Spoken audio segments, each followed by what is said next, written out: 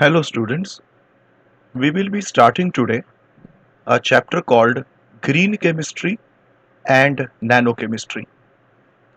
This chapter has been included in the new syllabus of 12th standard Maharashtra board. This chapter does not exist anywhere in any syllabus throughout India. Let us begin with our first term, that is challenges in front of chemistry. As we know, chemistry is a central science which is past 19th century present. But in last 150 years, that is past 20th century, we are facing lot of challenges due to the excessive use of chemistry. Due to heavy increase in human population, industrial revolution, two main problems have been posed. One is energy crisis and second is environmental pollution. These have now become major global problems in 21st century. To overcome these problems, the solution which has been suggested is called green chemistry. Basically to minimize the problems of energy crisis and pollution, all nations are slowly adopting what is known as green chemistry. Green chemistry is basically an approach to chemistry that aims to maximize the efficiency and minimize the hazardous effects on human health and overall environment. Two people are involved in generating this term green chemistry. First, Mr. Paul Anastas and John C. Warner. Both these people in 1988 suggested this term called green chemistry. They also published a book called Green Chemistry, Theory and Practice. Paul Anastas is called the father of green chemistry. Basically, what is green chemistry? Let us define.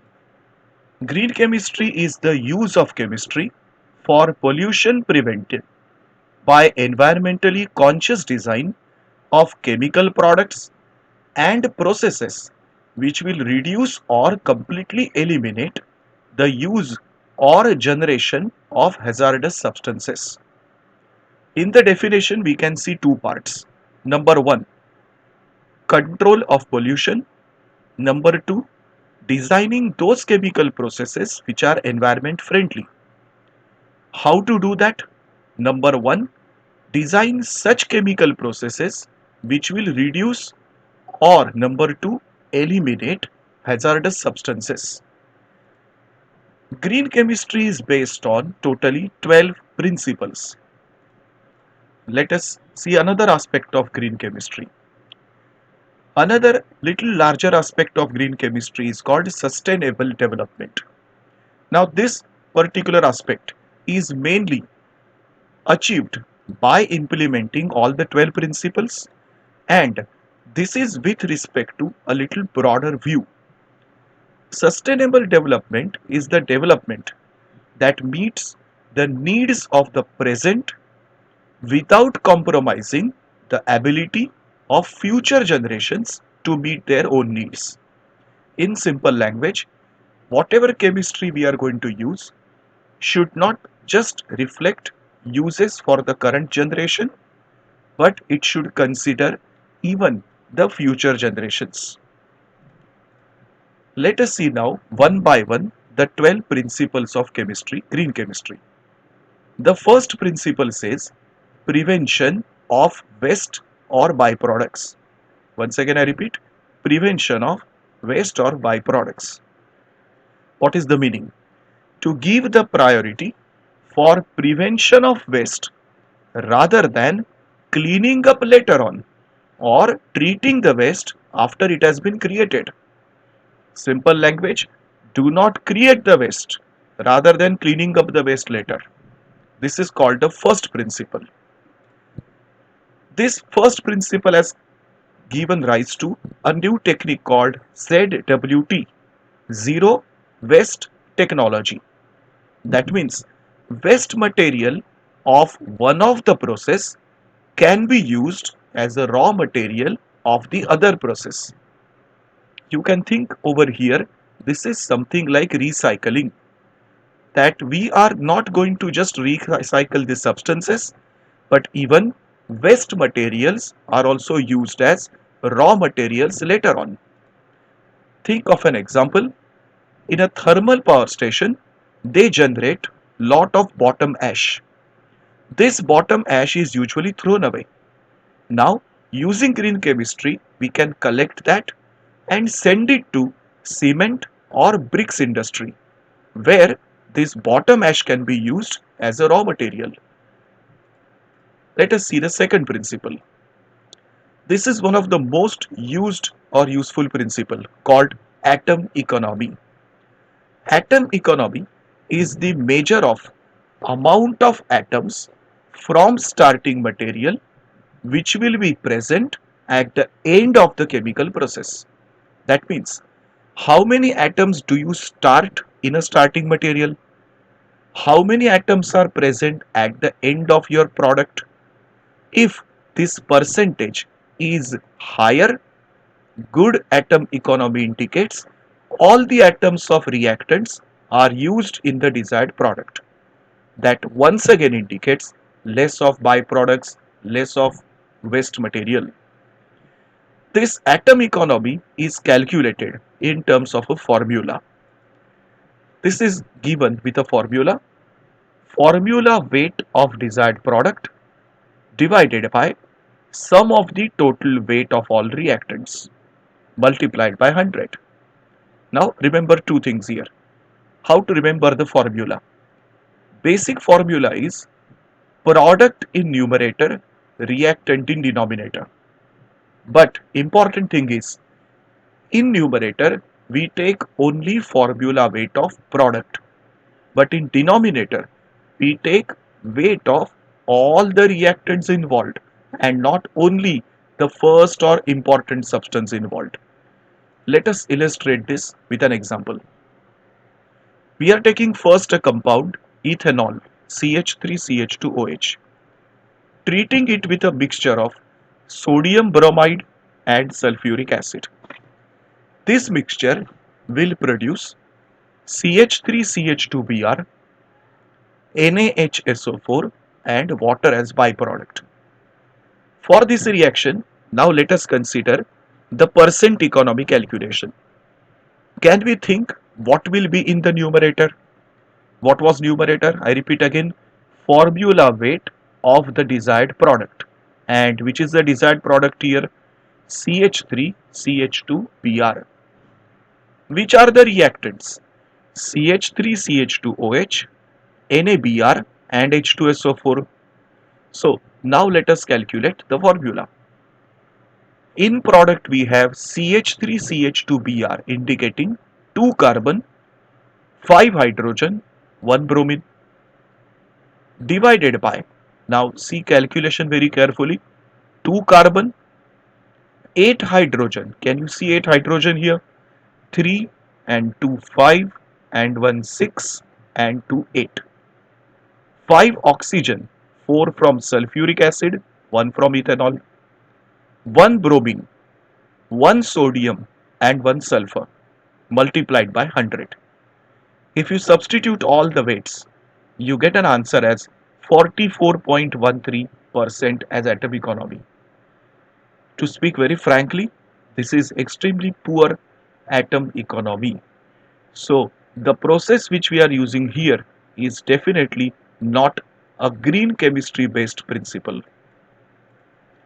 Let us go to third principle of green chemistry, which says less hazardous chemical synthesis. It's very simple to understand. We should only synthesize those chemicals which should be as safe as possible. They should avoid hazardous waste materials. Let us see example of this. One of the most popular insecticide used is DDT. This DDT has been used for last around 70 years. But it is proved over years that it is harmful for humans and animals. So now this has been replaced with a green chemical, benzene hexachloride, BHC, which is also known by the name Gamaxin or Linden. Now we can understand the older version or the chemical used was DDT, which was harmful, so now replaced with a green chemical, BHC. Let us go to fourth principle. This indicates designing safer chemicals. We have to design or generate those products which are less toxic. Moreover, they require less toxic raw materials. Let us take a beautiful example here. We have a chemical called adipic acid. This adipic acid is used in polymer industry to make different polymers such as terylene and other chemicals. One of the earlier used raw material earlier was benzene. Now benzene, if you know, is quite carcinogenic and it's a volatile organic compound. After converting into fumes, it spreads into air, pollutes air, workers can get cancer because of it. So now this has been replaced by a new synthesis which is from glucose and an enzyme. This green technology is developed by two scientists, Drath and Frost. Let us come to fifth principle of green chemistry. Use of safer solvents and auxiliaries. That means other required chemicals. We should always choose those chemicals which are safer solvents, minimize overall use of solvents or whatever auxiliary chemicals so that less waste amount is produced. Imagine examples of most popular earlier used solvents. They were CH2Cl2, methylene dichloride, CHCl3, chloroform, CCl4, carbon tetrachloride. Most of these solvents are absolutely toxic, their fumes are hazardous and absolutely not environment friendly. So now they have been replaced with one of the most popular and most versatile solvent, water, supercritical carbon dioxide. Let us think of sixth principle now. Principle says design new processes for energy efficiency. Now as you know, each and every chemical reaction in industry needs some kind of energy. Now what kind of energy they use in industry? They mostly use energy sources such as heating, boiling, which is either from LPG, CNG or most popular electrical heating. But this needs lot of fuel and it increases the use of energy resources. It's better to carry out most of the reactions at room temperature if possible. How we can do that? Number one, use of proper catalyst. By using catalyst, we can minimize the energy requirement. Use of microorganisms. We can introduce microorganisms which can carry out a reaction and energy resources can be minimized. Use of renewable material.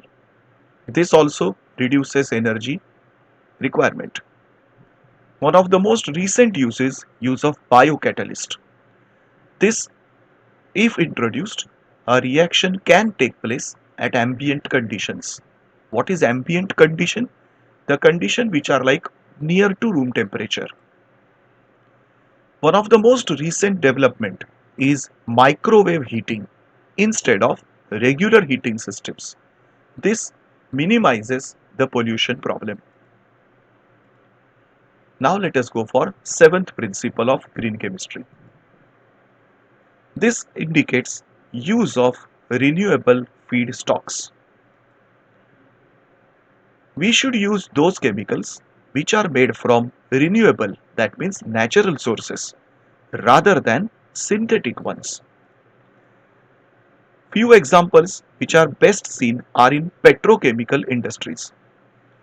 Non-renewable resources put burden on environment and they are not recommended for future generations. Whereas example like petrochemical industry, if we are using renewable feedstocks such as plant-based sources rather than using crude oil. Also, renewable resources produce very less waste products, and if at all they are created, they are all biodegradable. That means once again environment friendly. Let us think of eighth principle. It says reduce derivatives. Now it is a common technique in organic chemistry that when you carry out a chemical reaction, we do lot of multiple step reactions. Multiple step reaction, if possible, should be avoided. Also, during reactions, if there are different functional groups, to protect them, we use protection agents. Then we introduce protection agent. After certain step, we remove them. This increases a lot of extra steps in the reaction that should be avoided. Ninth principle, and it is one of the most old principle of chemistry, use of catalyst. Wherever catalyst is possible, it should be used. This will help to increase selectivity in the reaction, minimize waste products, reduce reaction time, obviously energy demands also. You have studied lot of catalysts in your previous education. For example, in hardening of oil, that means hydrogenation, we use nickel catalyst. For Haber's process manufacture of ammonia, we use iron catalyst. There are a lot of other catalysts used in each and every chemical reaction. Let us go for 10th principle of green chemistry. It says design chemicals which can be degraded and discarded very easily. They will produce as less as toxic material or non-toxic chemical should be produced. Let us think of 11th principle of green chemistry. It says real time analysis for pollution prevention. This indicates that we should not check pollution after the process is over. We should check pollution at real time analysis, monitoring it and control it prior to the formation of hazardous substances. There have been new analytical method developed to do that, and with the use of computers and artificial intelligence, this has been nowadays achieved quite easily. Let us now go for the 12th and the last principle of green chemistry. This principle is a quite general principle, that is create safer chemistry for accident prevention. We need to develop those chemicals which are safe to use so that accidents are minimized.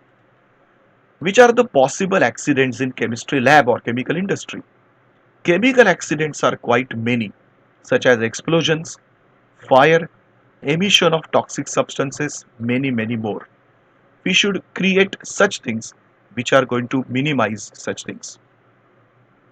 At the end, let us summarize the 12 principles of green chemistry once again in one single slide. Let us quickly go through them. First principle, waste prevention. Second principle, atom economy. Third principle, less hazardous chemical synthesis. Fourth principle, designing safer chemicals. Fifth principle, safer solvents and auxiliaries. Sixth principle, design for energy efficiency. Seventh principle, use of renewable feedstocks. Eighth principle, reduce derivatives. Ninth principle, catalyst use. 10th principle, design for degradation.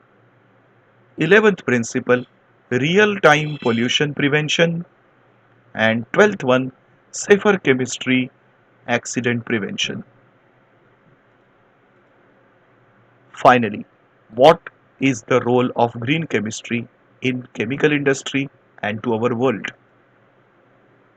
Green chemistry recognizes that Earth does not have natural capacity for dealing with much of the waste material and pollution which our society is generating every day. It is only when we come to know that its capacity is exceeded, then we become unsustainable. We should not wait for that dangerous day. Green chemistry promotes innovative chemical technology which reduces or eliminates use of or generation of hazardous substances by designing, manufacturing new in chemical processes. Green chemistry helps to reduce capital expenditure and overall prevents pollution. Green chemistry incorporates pollution prevention practices by the new manufacturing methods which prevent and controls pollution and overall promotes industrial ecology. Green chemistry is a new way of looking at chemicals, their manufacturing processes to minimize any negative effects. Green chemistry helps to protect the presence of ozone in the stratosphere, which is required for our survival of life on Earth. Green chemistry is useful for controlling greenhouse effect or overall global warming. Finally, let us think about saving our environment and saving our Mother Earth.